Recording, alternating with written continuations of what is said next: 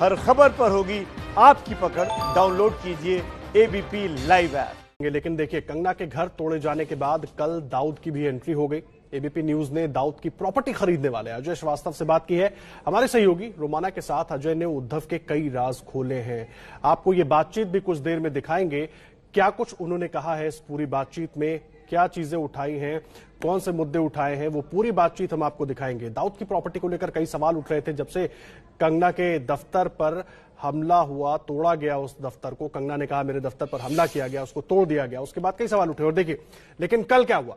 कल एक पूर्व नौसैनिक को शिव सैनिकों ने उनके घर के बाहर पीटा, बुरी तरह से पीटा। उनसे एबीपी न्यूज ने बात की। उन्होंने भी कहा कि पीओके जैसे हालात हैं और डर लगता है। आपको पूरी रिपोर्ट दिखाते हैं कि इस पूर्व नौसैनिक मदन शर्मा के साथ क्या कुछ हुआ कल, किस तरह से दुर्व्यवहार किया शिव सैनिकों ने, पहले वो देखिए। आपकी स्क्रीन पर ये दो तस्वीरें हैं।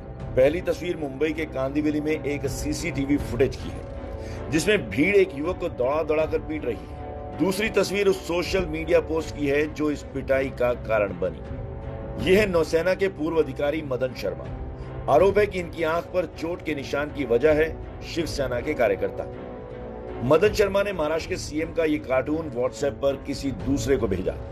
मदन की माने तो इस बात की भनक लगते ही शिवसेना के कार्यकर्ताओं ने उन्हें बुरी तरह पीट दिया। कोई कार्टूनिस्ट था, वो कार्टून बना करके वो मीडिया पर डाला हुआ है व्हाट्सएप पर। तो व्हाट्सएप पर आने से मैं भी, जब मेरे को मिला तो वो भी मैं फॉरवर्ड किया, तो उसके वजह से बिल मिल गया। तो ये तो और गुंडा ही राज हुआ ना। तो परिवार की मांग क्या है? आप बेटी हैं उनकी, जो कुछ घटनाक्रम आपके पिता के संग हुआ, घायल हैं, अस्पताल में एडमिट है, देश की सेवा की है, अभी बेटी की मांग क्या है पिता के लिए? स्ट्रिक्ट एक्शन लेना चाहिए। वो जो जिसने भी मेरे डैड को छुआ है, जिसने भी उनको लगाया, पैर लगाया है, उनके ऊपर स्ट्रिक्ट एक्शन लेना चाहिए। राष्ट्रपति जी से कुछ मांग करने का जिक्र कर रही थी आप? जी। क्या?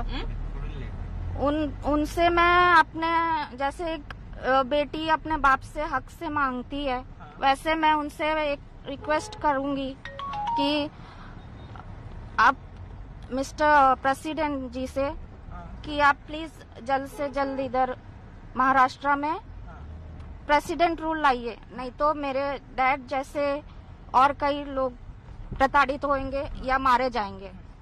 अच्छा, ये बताइए मुझे कि शिवसेना में बाला साहब तो खुद कार्टून बनाया करते थे, तो आप व्यक्तिगत तौर पर इसे कैसे देखती हैं? कार्टून क्या इतनी बड़ी बात है कि इस तरीके से पीटा जाए?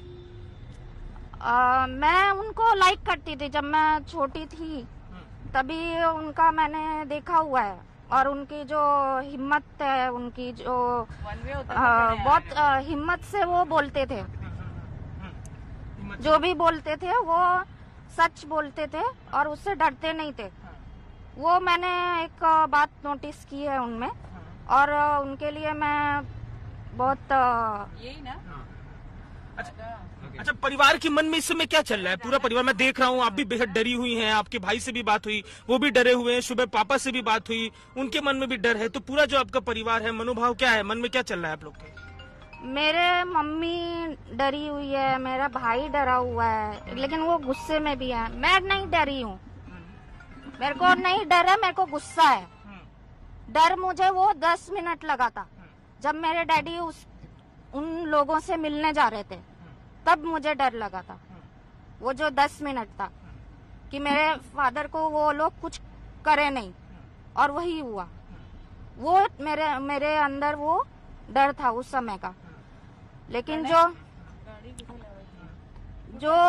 उसके बाद जब मुझे मालूम पड़ा कि वो मेरे डैड को उन्होंने मारा है, अटैक किया है, उसके बाद से मुझे डर नहीं लगा, मुझे गुस्सा आया। जी। तो वो गुस्सा अब क्या मांग करता है? एक बात और जरा, कंगना रनौत जी कहती हैं कि मुंबई पीओके हो गया है, पाकिस्तान हो गया है। अब ये शर्मा परिवार क्या इस बारे में सोचता है? आपके संग तो हिंसा भी हो गई। पाकिस्तान तो मैं नहीं बोलूंगी, लेकिन हाँ, इधर जो भी चीज हो रही है वो ठीक नहीं हो रही है। चलिए। वो लीगल नहीं है।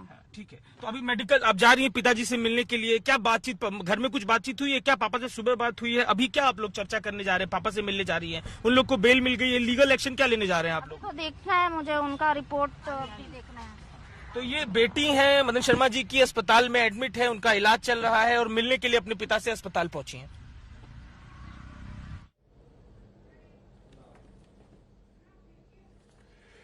तो सुना आपने किस तरह से मदन शर्मा की बेटी जो है वो अपनी पूरी बात रख रही थी। पूर्व नौसैनिक मदन शर्मा एक व्हाट्सएप फॉरवर्ड करते हैं और उसके बाद उनके साथ इस तरह की घटना हो जाती है।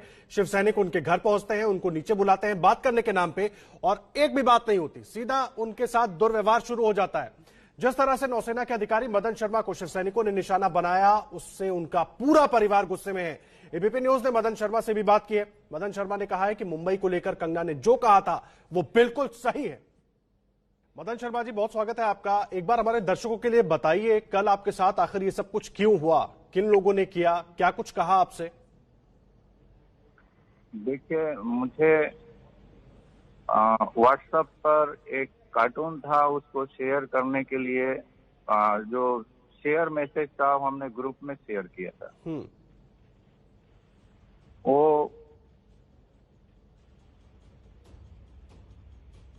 उसके वजह से कुछ लोग, शिवसेना के लोग जो हैं, वो फोन करके मेरे को बोले कि आप गेट पर आइए, हमें बात करनी है। जब हम गेट पर गए तो वो लोग बात नहीं किए, हमको मारने लगे। 10-12 आदमी थे झुंड में, और हम कोई भी बात करने के लिए हमको मौका नहीं दिए। हमको मारने के लिए आ गए थे शिवसेना के लोग जी। बात करने के लिए बुलाए थे, लेकिन तब तो मारने लगे हमको। वो सीसीटीवी में फुटेज में आया हुआ है।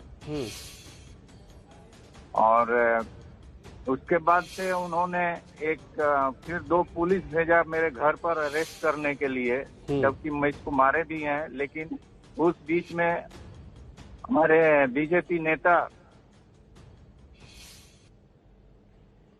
आकर के हमको सपोर्ट किए। रानी जी सपोर्ट की जी, वरना मेरे को मारे भी थे और फिर मेरे को जेल में भी रहना पड़ता है।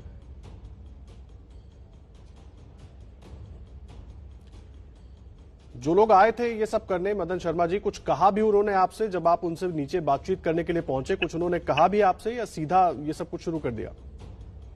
जी, मैं जब भी पहुंचा वैसे ही वो दुर्व्यवहार करना चालू कर दिए, मारने लगे, कुछ पूछे भी नहीं वो। क्या मुझे एक बात बताइए मदन शर्मा जी, एक बात है जो बार बार कहा जा रहा है शिव सैनिकों की तरफ से या शिवसेना की तरफ से, जो लोग अपने लोगों को डिफेंड कर रहे हैं कि कार्रवाई तो हो रही है, क्या आपका बीजेपी या आरएसएस से भी कोई संबंध है? जी नहीं, मेरे को कोई संबंध नहीं है। कोई मेरे को प्रूफ नहीं बतला सकता है कि मैं आरएसएस, बीजेपी, ऐसा मैं कोई पार्टी में रहा ही नहीं हूं। मैं हमारे जो लोकेलिटी में मैं हूं वहां पर किसी से आप लोग पूछ सकते हो।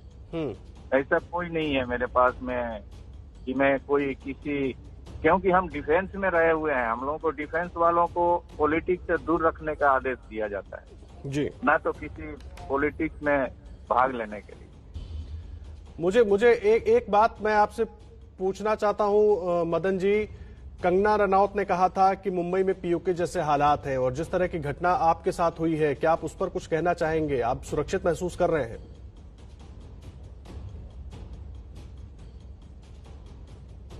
जी देखिए, कंगना रनौत तो हाई सेलिब्रिटी हैं, वो कुछ भी बोल सकती हैं और वो कोई गलत नहीं बोली हुई जी। मैं उनके साथ हूँ। वो जो बोली हुई है उस तरह का दुर्व्यवहार मैं देख रहा हूँ, मैं बॉम्बे में ऐसा हो रही है। मैं ये रिक्वेस्ट करता हूँ जी गवर्नमेंट को, सेंट्रल गवर्नमेंट को, कि प्रेसिडेंट रूल लेकर के आए यहाँ पर जी, और समस्या को सुलझाए, कंट्रोल करे जल्दी से जल्दी।